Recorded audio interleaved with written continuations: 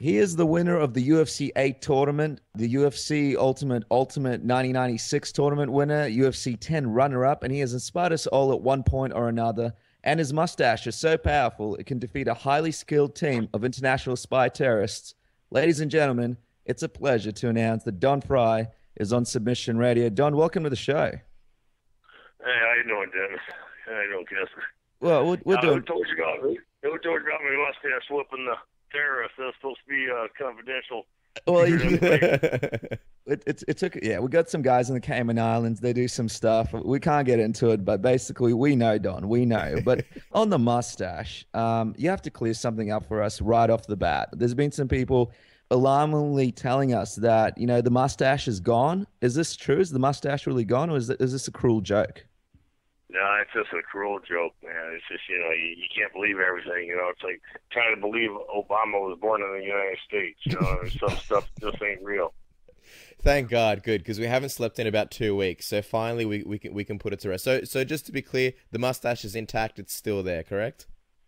Yeah, it's still here, man. It's still whooping the world. Fantastic. So Don, tell us what's 2014 been like for you? What have you been up to? We know you've been doing a lot of acting. I got a good Priceline commercial with William Shatner. Mm-hmm. William Shatner there about a month ago. It's been tearing up the television waves here real good for the last week and a half. And heck, then we've been doing the Predators predictions. That's been going good. We took a couple shows off because they just weren't exciting enough to do, and we hope to get back after it. They run a decent show, then we'll get back after it. But they got to have some good men on it fighting. Not a bunch of girls.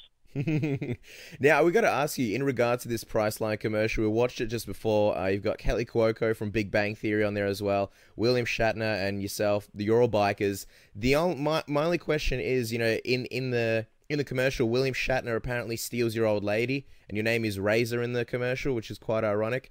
Whose idea was it that William Shatner would steal your lady? Because I don't find that very believable. Oh, I said, take this broad off my bike. She's slowing me down, throwing me off. When I go lean to the right, she leans to the left. I lean to the left, she leans to the right. She didn't know what she's doing. I said, get her off my bike. Just take her with you.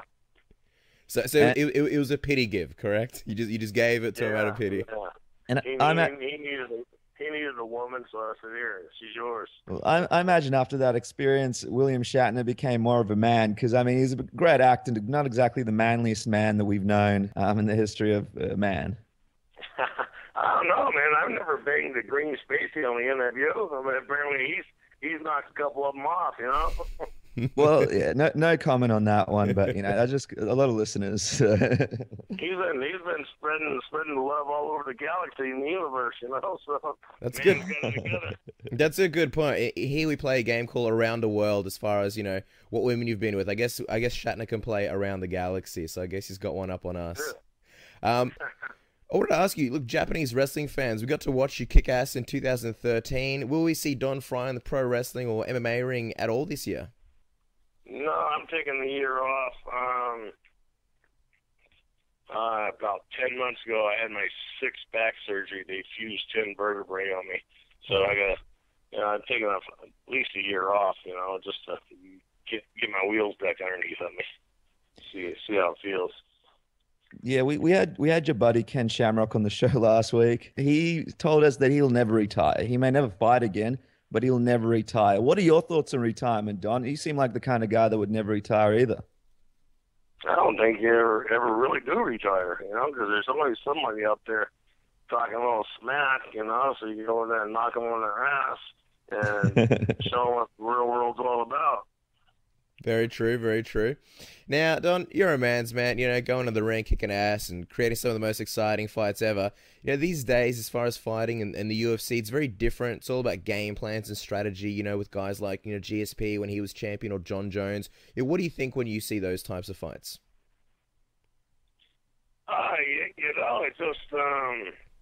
It's completely different from when I was fighting, So, when we were doing pride fighting, you had that first 10-minute first round, That was a big round. And sometimes you really can't plan for something like that, you know.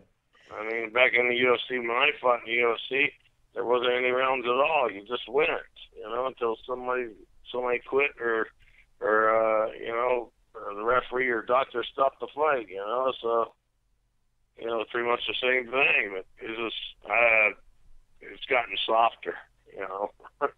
Yeah, I agree with you, Don. You know, as you say in your predictions, you know, MMA is a violent sport, and you know that's the way we like it, really. But I guess Dana White and the Fertitta brothers, they've done a great job at making it a worldwide sport and sort of turning it more into a sport than a fight, than a heated exchange between two guys.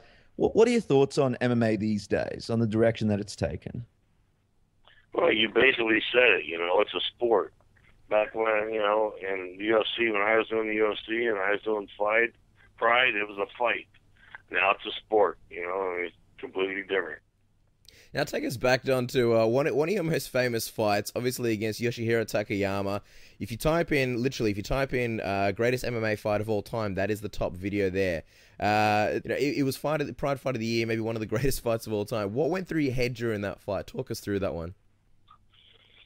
You know, I was just trying to figure out what the hell was holding that big guy up the whole time. You know, I mean, I had hitting him hard. You know, you could hear it in the, you know, back in the top row, and that guy still stood there. And I couldn't understand it, boy. It was starting to question me. You know, starting to question my manhood there. Absolutely. I mean, he took so many shots. It was absolutely crazy. Did you speak with him much after the fight? Have you had much contact with him? Have you spoken with him much? You know, seen how he's doing? Yeah, well, you know, right after the fight, you know, that dome is just gigantic, and you know, there's a whole different. It's got its own little city down underneath, you know, and you know, with the locker rooms and you know, generators and you know, and other closets, and then press rooms and. You know, and you go walking through there. We were walking through there to get to the bus, you know, and shoot, it's like a quarter-mile walk. And we're walking through there, and he jumps out of one of his locker room. I was like, holy shit. And he bows to me and says, Don, son, I'm sorry. I said, what for? He says, for not giving you a better fight. Said, what? You give me a better fight, you would have killed me. You know? And I've seen him a few times, and then, you know, like I said, last year I did a pro wrestling match. Mudo and I did a pro wrestling match against him. Mm. And right after that fight, what happened? Did you guys go for drinks afterwards, have a couple of cold ones, have a couple of whiskeys? Yeah, they have a big party, you know. The Pride event does, you know, and it's a different culture over there in Japan. And they, you know, it's part of your contract. They expect you to go to the after party because you know people pay money to go to the after party and rub elbows with the fighters. So you know you don't get much of a chance to eat, but they give you a lot of drinks, so you get to drink, have a few drinks, and talk to the fans and talk to the other fighters, and you don't really remember much. I'll tell you that because your head's kind of fuzzy all the time.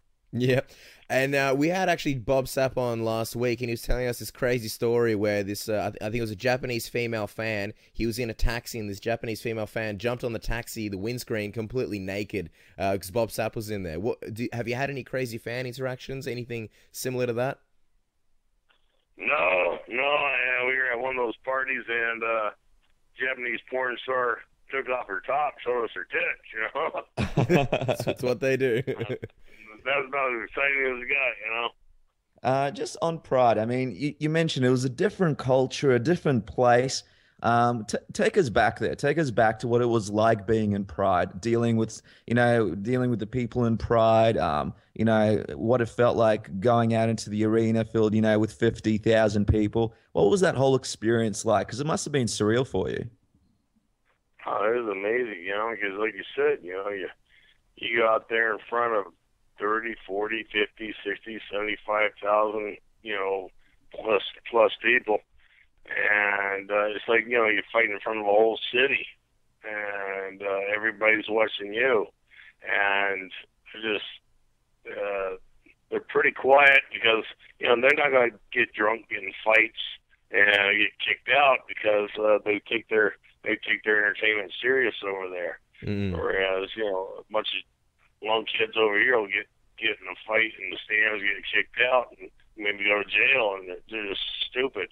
I mean, the Japanese understand the importance of entertainment and the value of it. And it's a whole different system over there. The way they treat you with a little bit of dignity. Yeah, and from a fan's perspective, I mean, Pride was like an MMA fan's wet dream. I mean, everybody there was warriors. You had tournaments and things like that. Something I wanted to ask you about, because well, not really many fighters, but I think Rampage recently came out and he was talking about how, certain fighters were favored. I think he was talking about, fixed fights and things like that. Do you know anything about anything like this? Well, I think we only had about 1 or 2 fights where the opponent didn't get changed on us,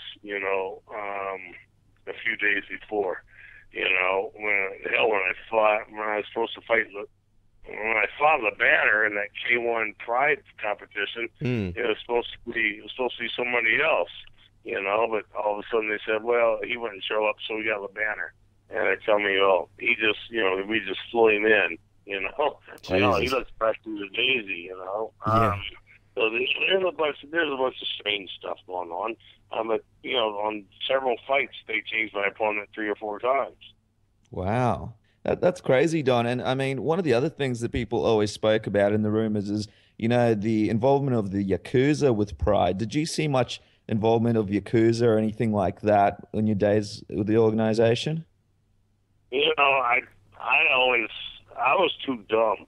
I was too busy, had tunnel vision, and I was just concentrating on myself and on the fight.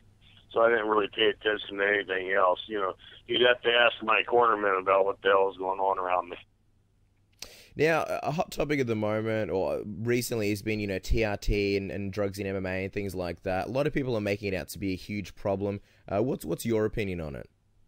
No, I don't think it's a problem. It's a fight. God damn it! If you're gonna fight, fight. Who cares what the guy's taking? It doesn't matter. Just get in there and fight. Yeah, that's right. And I mean, sometimes nowadays there's a huge commotion. This guy is going to do this kind of testing, then this guy wants to do a different kind of testing, then the fight's delayed, for example, because they can't agree on the testing that they want to do. As a fan, as a fighter fan, as a fight fan, does that kind of stuff get under your skin sometimes? Look, if you're going to demand, you're not a fighter. That's all there is to it. If you're going to demand testing, you're going to demand the goddamn government take care of your opponent for you. That's bullshit. You're not a fighter.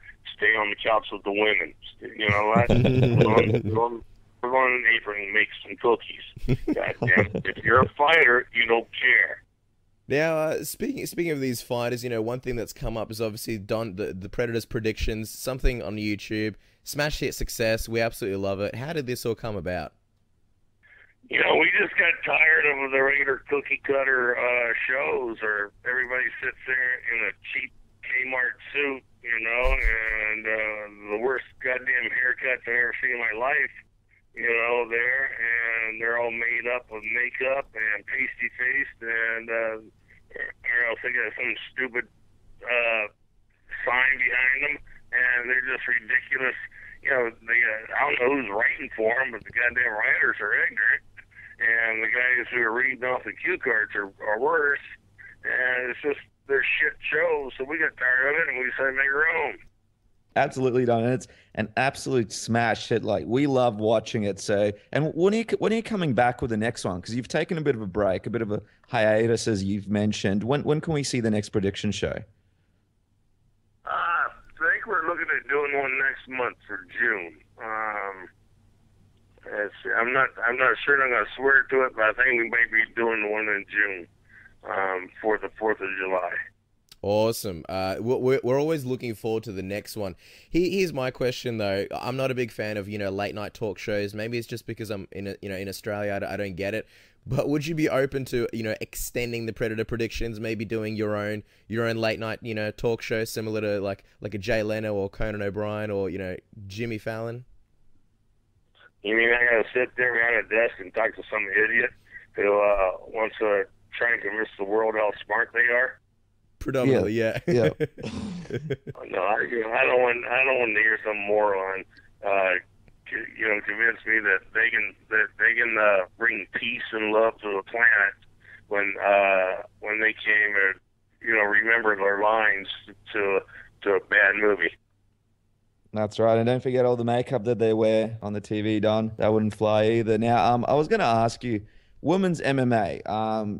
What are your thoughts on it? I mean, there's some great fights. They've really taken the world by storm over the last year or so. Ronda Rousey draws a lot of attention. What are your thoughts when you see these women fight? What great fights? What great fights have there been? Well, Casper, can you go into like the archives? What do we have? Look, Misha Tate and Kat Zingano, that was a bit of a war. You had Ronda Rousey and Misha Tate. I guess you got quite a few. Other than the last one, Misha Tate has pretty decent fights. That Ronda Rousey, she hasn't been challenged. If Dana White loves and respects the fight game and the fight fans like he claims he does, he should take $1 million and pay the person, the woman who beat Ronda Rousey in the Olympics, pay her $1 million to train her in MMA for a year, and then there, boom. Then that shows how much he loves the sport and respects the fans. By bringing that broad in there, and to see if she whoop Ronda and get revenge and redeem herself. Interesting. Well, speaking of bringing in fights for Ronda Rousey, there's constantly talk about, her and Floyd Mayweather. Not that it would ever happen, but people are making comparisons that she would hurt him. I mean, to be fair, Floyd Mayweather, he is an amazing boxer, but he is just a boxer, and Ronda Rousey's obviously a mixed martial artist. What do you think about when people say comments like that Ronda would beat Floyd Mayweather in a street fight? That's the dumbest bunch of shit I've ever heard in my life. You know that? I'm done. And whoever's saying that is a fucking moron, and they don't have enough sense not to piss on their feet when they go to the bathroom. They're lucky they take their zipper down. They're lucky they take their zipper down when they piss.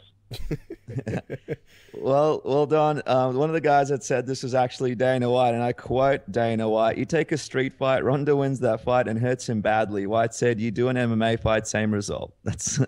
So we're getting it straight out of the mouth of Dana, but I mean, he's a promoter, so I guess it's something the promoter does, right? What the hell else is he going to say? Ronda's his bitch. Mayweather would pick up a brick and knock Ronda in the head and put her head wide open. Fight. He's probably got a pistol in his pocket anyways. Come on. Let's use some common sense. The guy's smart enough to have a bodyguard with him. He just let one of that guy slap her around. All right, Don, we want to do a few fantasy matchups with you, and see how you think you would have fared against some of these guys. I think a lot of the fans would have loved to see fights like this. I guess first one that jumps to mind is Royce Gracie at UFC 1. How do you think that fight would have gone down? You know what? That's ridiculous. I don't want to sit here and say, I could have beat Rocky Marciano or Muhammad Ali. I find that shit really asinine. I really do. If like I said before, you might as well bet on who'd win the fight between a unicorn and a mermaid. It's pointless, completely pointless.